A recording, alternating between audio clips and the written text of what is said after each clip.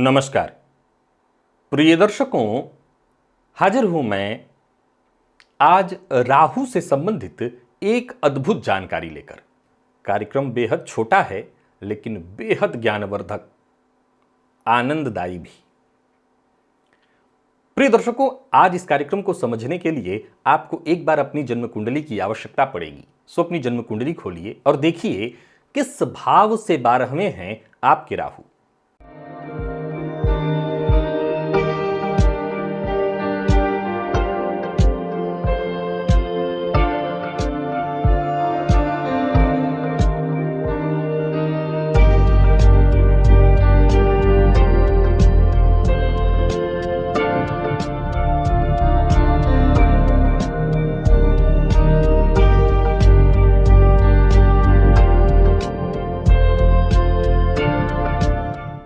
प्रिय दर्शकों, जैसा कि आप जानते हैं, जन्म कुंडली का जो 12वां भाव है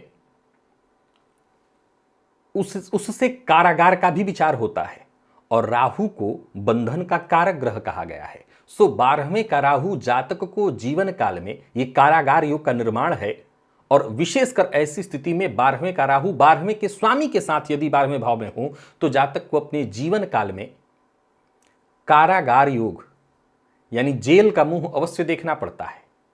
और अगर ऐसी स्थिति न भी बने तो कम से कम कोर्ट कचहरी का चक्कर तो अवश्य ही काटता है।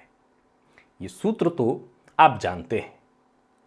प्रिय दर्शकों, कुछ कारागार ऐसे हैं जो प्रशासन के द्वारा न्याय व्यवस्था को दुरुस्त रखने के लिए दी जाती है, लेकिन कुछ कारागार ऐसे भी हैं, कुछ बंधन ऐसे भी हैं जिसका चुनाव जातक स्वयं करता है। अब आप कहेंगे कि स्वयं से बंधन कौन चुनता है? प्रिय दर्शकों, हम सभी चुनते हैं और इसी को समझने के लिए आप अपनी जन्म कुंडली में राहु की स्थिति को देखिए। प्रिय दर्शकों, जिस भाव से 12वें में है राहु, जिस भाव से 12वें में है राहु, समझ लीजिए जातक उस भाव से संबंधित बंधन को स्वयं के लिए स्वयं ही चुनता है। लग्न का 12वां है, 12वां भाव कुंडली का। लग्न कौन? हम।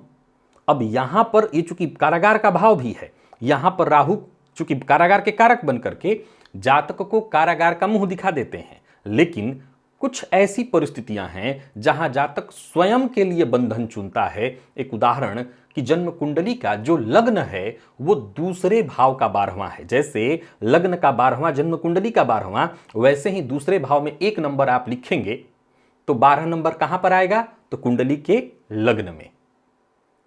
प्रिय दर्शकों, 12वां बन जाता है लग्न। अगर लग्न में राहु बैठे हों और कैसे हों तो लग्नेश के साथ हों, लग्नेश के साथ हों। तो आप जानते हैं जन्म कुंडली के दूसरे भाव से किन चीजों का विचार किया जाता है? जन्म कुंडली का दूसरा भाव जातक की अचल संपदा को प्रदर्शित करता है। जन्म कुंडली का दूसरा भाव पैतृक संपदा को प्रदर्शित करता है। जन्म कुंडली का दूसरा भाव हमारी जिह्वा लोलुपता, खाने पीने को भी प्रदर्शित करता है। अब जैसा आप जानते हैं कि 12वें में राहु 12वें के स्वामी के साथ हो तो कारागार दिखाता है, लेकिन अब यहां देखिए जातक किस प्रकार के बंधन में फंसता है, गौर से समझिएगा। अब जन्म कुंडली के दूसरे में यदि दूसरे भाव से लग्न में यदि राहु हैं तो ये दूसरे भाव का 12वां हुआ। अब यहां राहु यदि लग्नेश के साथ हैं तो ऐसा जातक धन संचित करने के चक्कर में ये न केन प्रकारेण, अब राहु कोई ऐसा ग्रह तो है नहीं कि आप पूजा पाठ करके धन जुटाएंगे, ये न केन प्रकारेण। फलतः जरूरत पड़े तो कुटुंब को भी धोखा देना और जरूरत पड़े तो कुछ भी करना, यानी कुछ भी करके धन संचित करने में लगा रहेगा। आजमा लीजिए, ऐसा जातक आजीवन जिह्वा लोलुपता के बंधन में बंधा रहेगा, आजीवन यानी लग्नगत। अब यहां पर एक सूत्र ऐसा है जिससे हमें समझना होगा। प्रिय दर्शकों, ज्योतिष के सिद्धांत जो है, मूल सिद्धांत ये मैंने आपको बता दिया। अब सिद्धांतों में परिवर्तन हो जाता है, तब आप कहते हैं कि नहीं हमारी कुंडली में तो है, ऐसा हमारे साथ तो नहीं है। नहीं, समझने की आवश्यकता है। सिद्धांत कभी गलत नहीं होते, सिद्धांत सदैव सही होते हैं। निर्भर करता है, ज्योतिष कहता है देश काल परिस्थिति, और साथ ही साथ मैंने एक सूत्र बताया। अब जरूरी नहीं है इस सूत्र के साथ बदलाव भी संभव है। अब गौर करिए, मान लीजिए कि लग्न में ही लग्नेश के साथ राहु बैठे हैं, तो तो मैंने कहा जिह्वा लोलुपता। अब इस जिह्वा लोलुपता में कई तरह की बातें आती हैं। आजकल ऐसा संभव है कि ऐसा जातक को जब भी हो तला छाना ऐसी चीजें जो स्वादिष्ट लगे वही उसको पसंद आएंगी। ये दूसरा, अब मान लीजिए कि ऐसी स्थिति में ऐश्वर्य वाला भोजन, जो भोग वाला भोजन हम कह सकते हैं, उसके कारक ग्रह कहीं ना कहीं शुक्र हैं। अब अगर मान लीजिए कि वो शुक्र भी लग्न में ही आकर के बैठे हों तब, यानी लग्नेश शुक्र और राहु सब एक साथ हैं लग्न में, तो आप कह सकते हैं कि ऐसा जातक जिह्वा लोलुपता के बंधन में आजीवन बंधा रहेगा। और उसके जिह्वा लोलुपता की ऐसी है कि आपने कई ऐसे लोगों को मैं जानता हूं, देखा हूं कि भयानक शरीर में रोग है, डॉक्टर मना कर रहा है तब भी मानते नहीं है, क्योंकि उनकी जिह्वा लोलुपता पर वश ही नहीं है। आप समझ गए परिस्थितियों को? अब और गौर करिए। अब मान लीजिए कि हम एक उदाहरण दे दें कि यही स्थिति है, जातक को शराब की लत लग जाए, तो इसकी जिह्वा लोलुपता उससे समाप्त नहीं होगी, उसको शराब से मुक्ति नहीं मिलने देगी।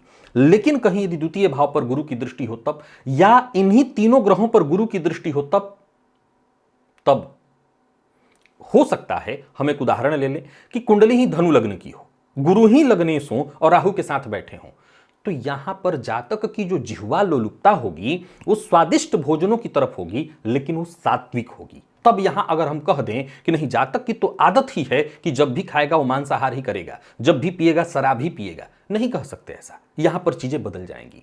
एक और उदाहरण लीजिए।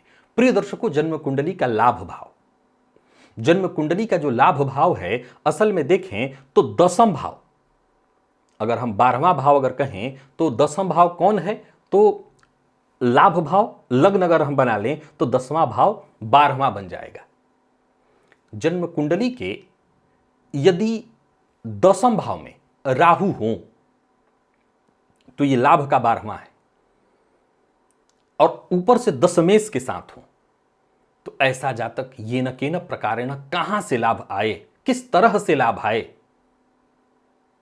दिन रात एक ही उसको धुन लगा रहेगा, चाहे जहां से भी आए परंतु धन आए। अच्छा, यहां एक और कमाल की बात आपको बताता हूं। प्रिय दर्शकों, असल में 9वें भाव को ले लीजिए। 9वां भाव जो है वो दसम का द्वादश है, दसम का द्वादश 9वां है।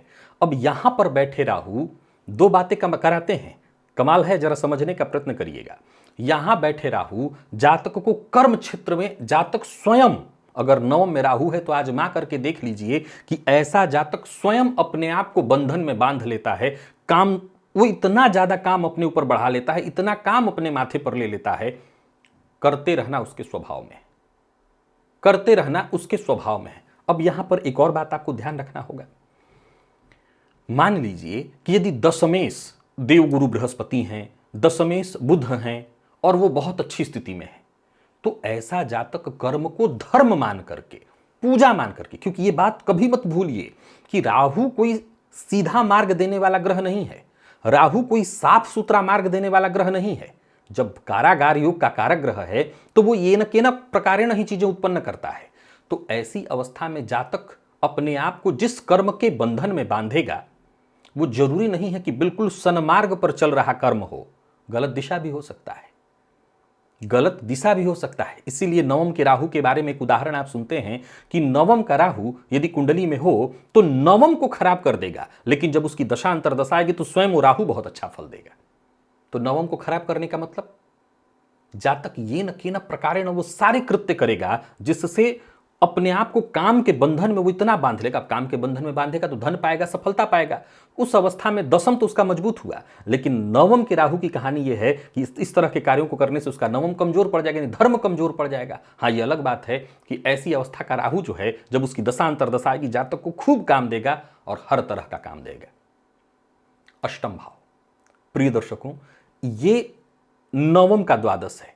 आप जानते हैं कि पाप ग्रह को अष्टम में कारक कहा गया है, लेकिन क्या आप यह भी जानते हैं कि जन्म कुंडली के अष्टम में राहु को कहा गया है कि जातक तंत्र मंत्र में दिलचस्पी लेने वाला हो जाता है। अब ये धर्म का द्वादश है। अब यहां यदि अष्टमेश राहु के साथ बैठे हों तो जातक धर्म के बंधन में अपने आप को बांध लेता है, लेकिन यह गुप्त भाव भी है, तो गुप्त धर्म के बंधन में अपने आप को बांध लेता है, जो बहुत श्रेयस्कर तो नहीं कहा जा सकता किसी भी तरह से। आप जन्म कुंडली के किसी भी भाव में राहु को रखिए और याद रखिए कि बंधन का ये कारक ग्रह है।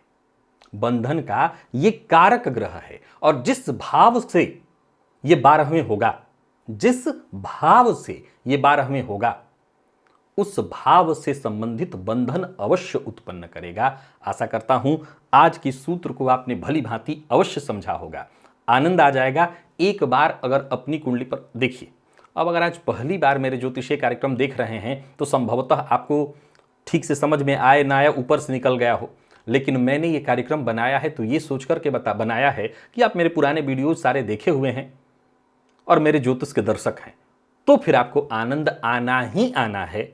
आप आजमा लीजिए। आज के लिए बस इतना ही, इजाजत दीजिए, पुनः मुलाकात होगी। तब तक के लिए नमस्कार।